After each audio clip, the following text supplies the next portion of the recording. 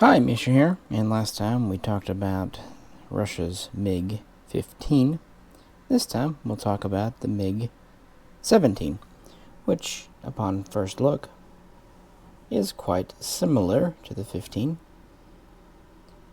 And it was, but at the same time, it really was an all-new plane. It's kind of one of those situations where they made enough changes that even though the general layout and armament and all that are similar, the changes for the aircraft, just lots of little ones add up to make a big change. This was known as the Type 38 for the U.S. Air Force before NATO reporting names came into vogue, and luckily its NATO reporting name, unlike the MiG-15, is not at all controversial: the FRESCO. So I have three 1/72 scale die-cast models from Hobbymaster. Ironically, these are all licensed production versions. Over here we have the Czech S104. Then we have the Polish LIM or LIM-5. And then finally we have the Chinese J5. And these are all licensed produced versions of the MiG-17 Biz, or MiG-17F, excuse me, also known as FRESCO C. So with that, we'll just talk about the quite interesting history of this late second generation jet. So here's our MiG-15 from last time. This is the Biz version from Czechoslovakia, and here, since we're doing it, we'll talk about the Czech version of the 17. Now, the MiG-15 was designed and constructed using research really lifted from Germany about swept wing designs, and of course combined with the British Neen engine.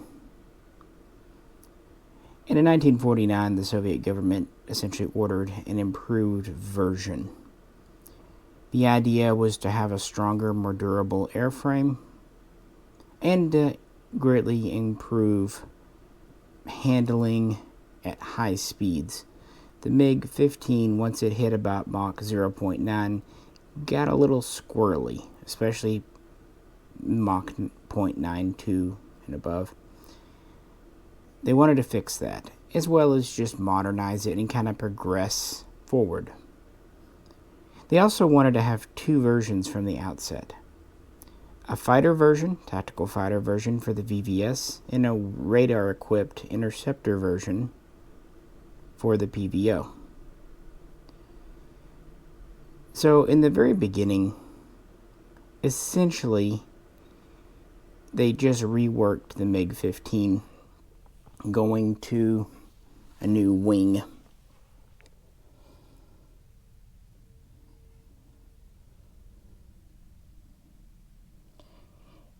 It has a sweep from 45 to 42 degrees, so it's a compound angle. It's thinner but larger than the 15.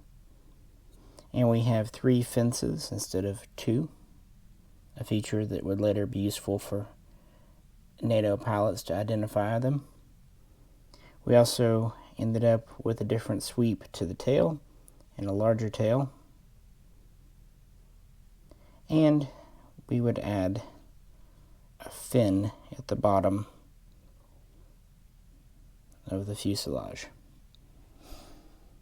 So, redesigned there. The whole body, front to back, is just under a meter stretched from the 15. And it's armed with the same 37mm cannon with 40 rounds and 2 23mm cannon with 80 rounds. So early on, this was just an upgraded MiG-15. In fact, the first production kind of name was either the I-330 or the MiG-15 45, but enough changes accrued that it became its own thing. The first prototype flew in January of 1950, and then they would continue flight testing. They would make prototypes of both versions, testing through 1951, and they were approved for VVS service in September of that year, and they were going to put the MiG-17 in full production, but a few things would change. They would need more going to Korea. The war was really heating up at this time, so instead of halting production of a tested aircraft, they would just keep making these, and so they would postpone putting the 17 into full production for a time. This also gave them time to refine the design. Soviets had the propensity to kind of get things into production as quick as possible and work the bugs out in the field, and the MiG-17 was no different. This also let them introduce new technologies and get some upgrades in really before the plane was even in production and in service outside of Russia. But nevertheless, production was finally authorized in October of 1952, and it would enter into service. And these initial versions were known to NATO as FRESCO A. Like I said, this is the MiG-17F, or the FRESCO C version. Really, even before the standard version was in full production in 1951, they were testing this type. Now, they had the original VK1 engine in the first MiG-17s. The MiG-17A had a enhanced version of that engine, basically longer service life, better durability. But the important one was the VK1F, which was an afterburning or reheat version. Well, this was tested in a MiG-15, MiG-17 chop hybrid thing in late 1951, and it did really well. So it was worked on, and it would enter into VVS service in 1953. Now, that was the C model here. The B model was actually the MiG-17P, which was the radar-equipped interceptor version. It had an early Russian radar. It was the first Russian aircraft like this, at least single seat, to have a radar, and the radar kind of sucked, as you would imagine. It too would get the new engine, becoming the MiG-17PF, known as the FRESCO D. So these would be coming into 1953. For this version, they would also integrate some lessons learned from the Korean War, improving things. And they would reverse engineer some Western technology. For example, the gun sight used was a copy of that found on the F-86 Sabre. And the ejection seat used was a copy of the Martin Baker. Kind of interesting. Like I said, this was a little bit longer than the MiG-15. It's about 37 feet. But because of the reshape of the wingspan's slightly less at just under 32 feet. Maximum speed, essentially without afterburner, is 684 miles per hour. And max speed with afterburner can exceed 710 miles per hour, making this a transonic aircraft. All in all, it wasn't that much faster than the MiG-15, but it was much more stable, controllable, maneuverable, especially at high speeds.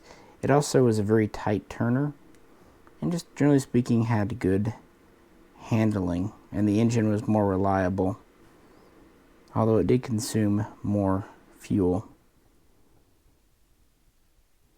Like I said, this model here is from Czechoslovakia. I think it's 1956 or 57, and they produced a version in-house as the S104. And of course, that would be only one of many license-produced variants of this aircraft. It should be said, though, that the MiG-17 was too late to appear in Korea. It would actually first see combat over the Taiwanese Straits in 1958. But it was definitely in time for Vietnam. But with that, let's talk about some of the other variants. Here we have the Polish LIM-5 or LIM-5. In 1955, Poland was given a license to produce the MiG-17F, and they would begin in 1956.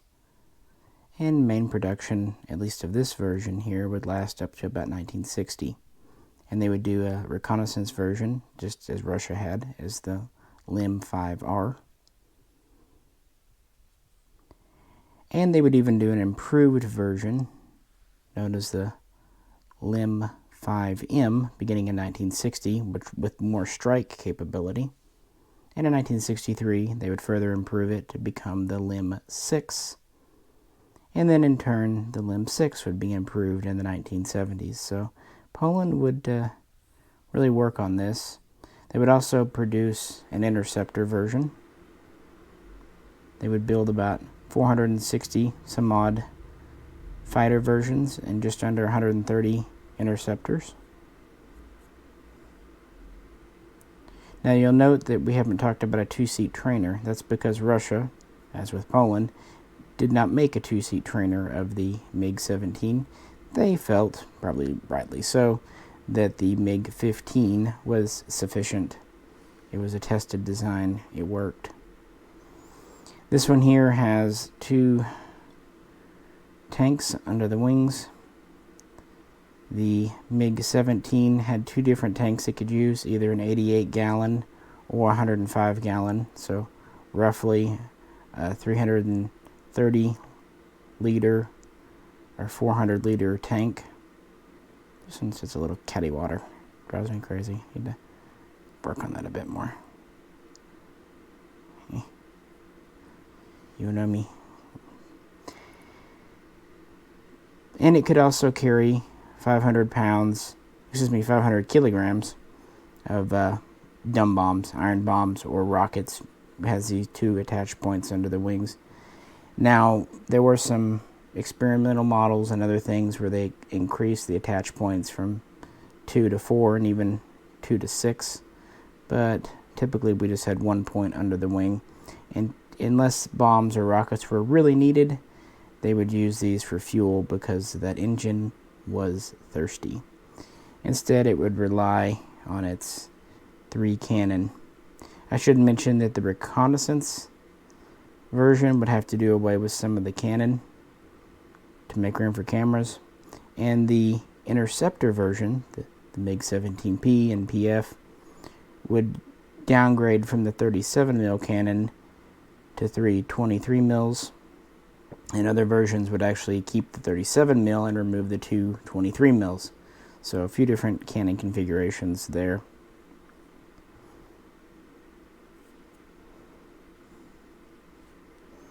But yeah, they did produce these in Poland. This is, like I said, another model from Hobby Master. These are pretty neat. They're metal wings, metal body. Tail is plastic, so it's thin enough. Gear up or down, and they do have a sliding canopy. If I can do it. It's a little tricky.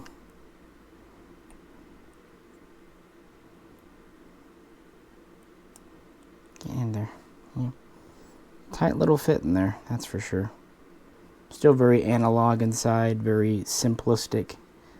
Russian cockpits were always simple, even going back to World War II. But as you see, it's a kind of sliding teardrop shape. But with that, let's talk about other production and its use in the Vietnam War. And now we come to the Chinese J5. Unlike the J7, which was an unlicensed copy, more or less, of a MiG-21, the J5 was fully licensed. Now, China flew the MiG-15 as the J2, and they were going to produce the J2, but by the time they were up and ready, the 17 was already the thing. They did produce what they called the JJ2, which was the MiG-15 UTI two-seat trainer. And then, of course, they move on to the J-5 here. They would first get aircraft from the Soviet Union built there. Some sources claim these were referred to as J-4. And then in 1956, they would assemble one from a knockdown kit to get experience, and then go into full production, designating the Chinese assembled and then eventually constructed version as the J-5. It was built at Shenyang, as many aircraft would be. And yeah, it was a MiG-17F, and still designated as FRESCO C as far as I know, and had the same features. But China would do their own thing. In 1964, they would do an interceptor version known as the J-5A. It was similar to the MiG-17 PF with a radar, but different, because by 1964, relations between Russia and China were so the J-5A was different, plus technology was different in the 60s. But more importantly, in 1966, China would construct the only two-seat version as the JJ-5 or FT-5, Fighter Trainer 5 for export. Essentially what they did, they took the front end of a MiG-15 UTI and grafted it to the wing and body of a J-5. And they were the only ones to really do this, because by 1966 no one else was really doing the 17.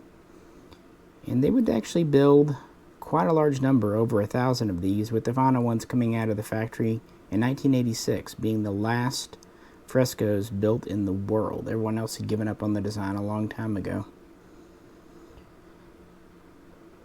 Speaking of everyone else, production in Russia would continue through the 50s. In 1956, an interesting variant would appear as the FRESCO E. It was known as the MiG-17 PFU. In radar-equipped version, it would have air-to-air radar-guided missiles, known as the AA-1 Alkali by NATO. Russia called it the K-5 missile, and it was pretty crap, frankly, but it was a first attempt at a guided missile. The MiG-17 PFU could carry 2 or even up to 4 in some models, and they did technically introduce it into service, but they didn't build many because production would end very shortly in Russia in 1958. But they had cranked out over 8,000, but many would be given, sold, traded, bartered, hackled to friendly nations. And the MiG-17 would get around. Over 25 air forces around the world would use it. And Russia would continue to fly it, at least in some capacity, up through the mid to late 60s, by which time, of course, it was replaced by the later MiG-19 and MiG-21 and so on and so forth. So even though it was just kind of an interim measure in some senses, it was successful. And it did very well in Vietnam. Like I said earlier, its first combat was in 1958 during the Second Taiwanese Strait Crisis. In 1960, the first MiG-17s were received in Vietnam. In 1964, the first fighter squadron was formed and became operational there.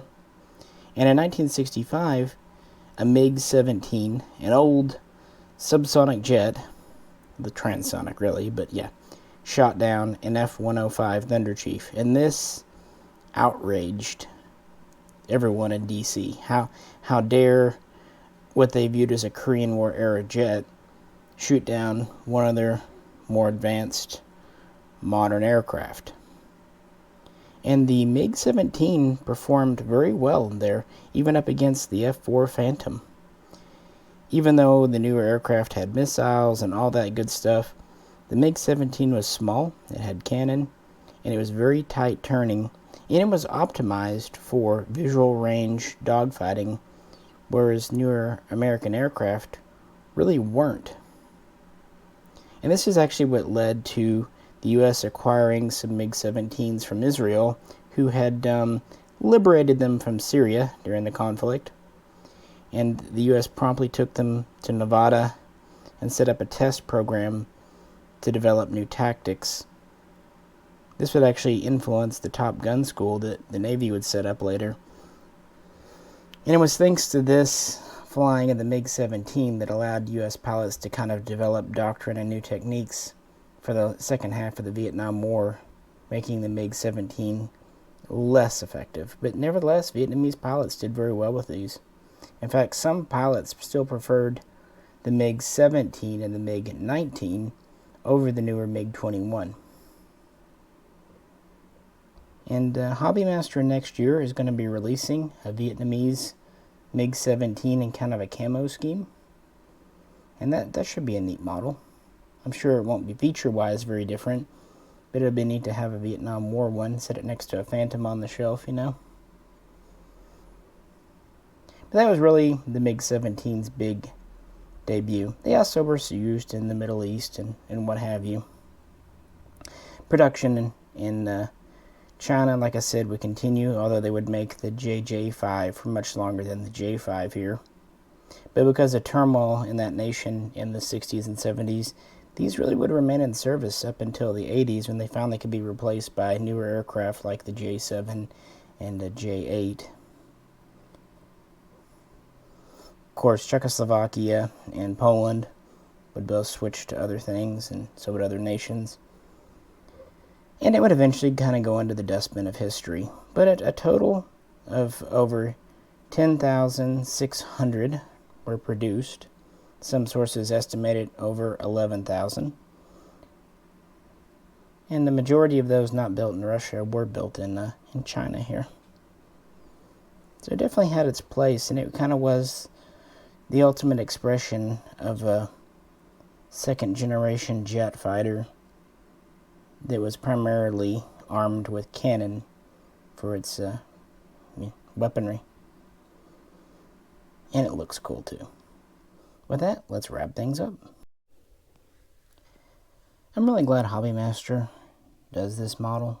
Very few others do the 17. It's often overlooked. It would be nice if they would do the radar-equipped version. Really, a PFU would be really cool to see one of these with missiles hanging off of it and the radar in the nose. But that would require them to retool. Unfortunately, the next fighter in the series, the MiG-19, codenamed Farmer, no one does in 1/72 scale diecast. And even in 1/72 scale plastic, Easy Models doesn't do one. I showed you a MiG-15 UTI that Easy Model did.